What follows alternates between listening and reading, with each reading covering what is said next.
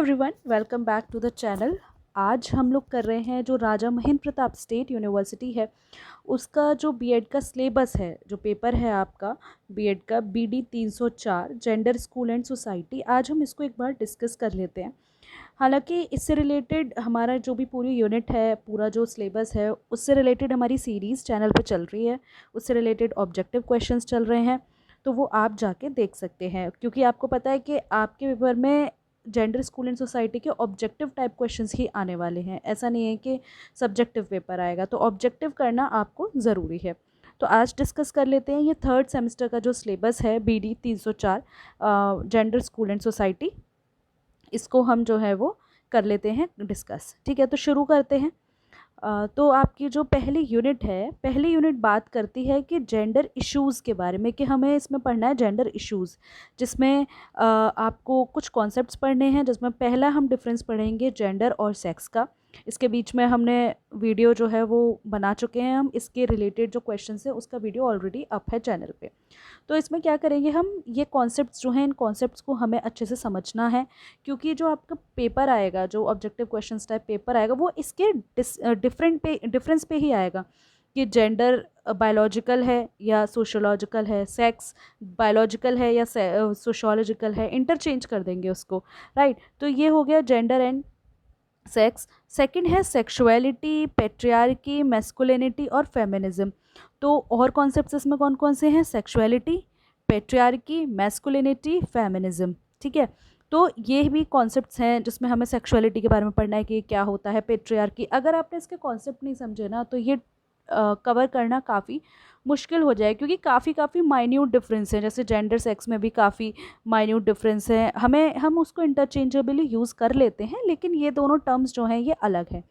ठीक है, next gender bias and gender stereotyping, कि जेंडर बायस और जेंडर स्टीरियोटाइपिंग क्या होती है। Then gender empowerment. ठीक है, तो हमें यूनिट 1 में जो है वो कुछ नहीं करना, वो हमें बस क्या करना है, हमें बस ये जो कॉन्सेप्ट्स हैं, इन कॉन्सेप्ट से को लेकर के हमें बिल्कुल क्लियर हो जाना है। एक्स्ट्रा कुछ भी नहीं है।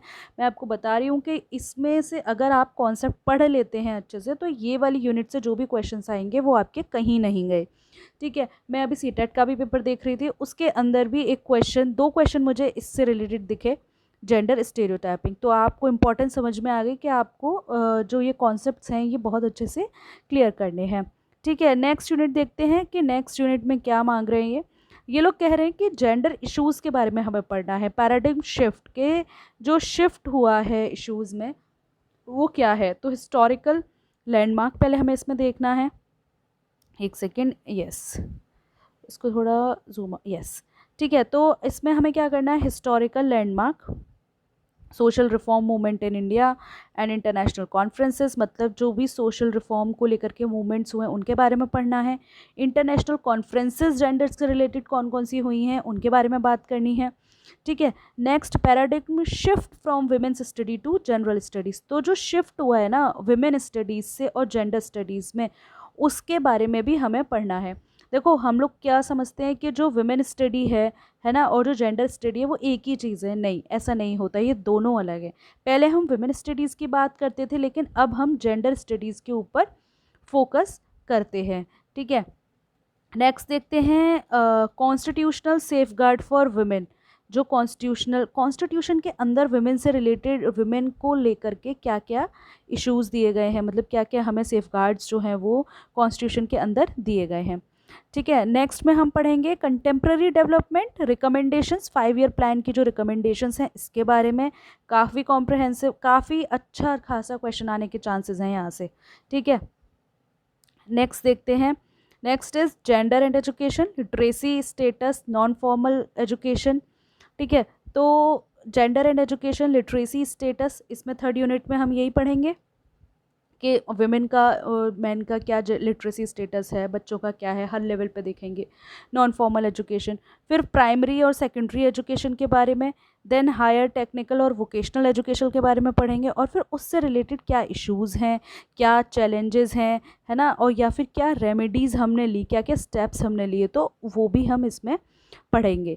ठीक है, और उसके अलावा जो है वो नेक्स्ट यूनिट, लास्ट यूनिट हमारी है कि जेंडर और सोशल डेवलपमेंट।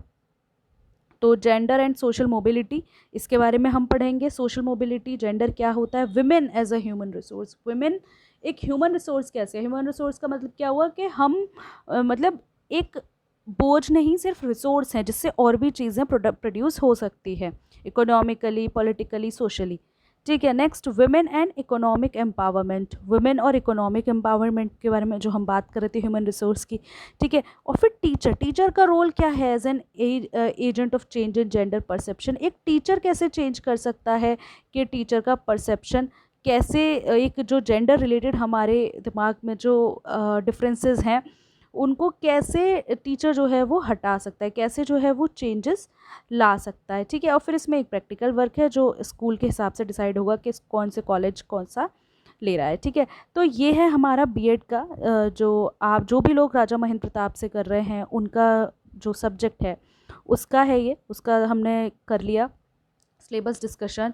तो आप लोग जाके देखिए, जेंडर स्कूल एंड सोसाइटी का बहुत कुछ हमने जो फर्स्ट यूनिट है उससे रिलेटेड काफ़ी कुछ कवर हो चुका है, बाकी सीरीज़ चल भी रही है, तो आप वहाँ पे जाके देख सकते हैं। छोटे छोटे वीडियोस हैं, 10-10 क्वेश्चन आप ऑब्जेक्टिव अगर करके जाएंगे तो आपका पेपर कहीं नहीं जाएगा अगर उन्होंने कर लिया तो, क्योंकि जो भी सिर्फ जो चेंज आएगा ना वो लैंग्वेज में आएगा, बाकी कॉन्सेप्ट्स वही हैं। And I am assuring you कि आपके 90% क्वेश्चंस हो जाएंगे इसी सीरीज़ से। ठीक है, तो आज के वीडियो के लिए इतना ही। आगे आने वाले सेशंस में और भी आगे की जो कंटिन्यू हमारी सीरीज़ चल रही है उसको हम करते हैं। ठीक है, थैंक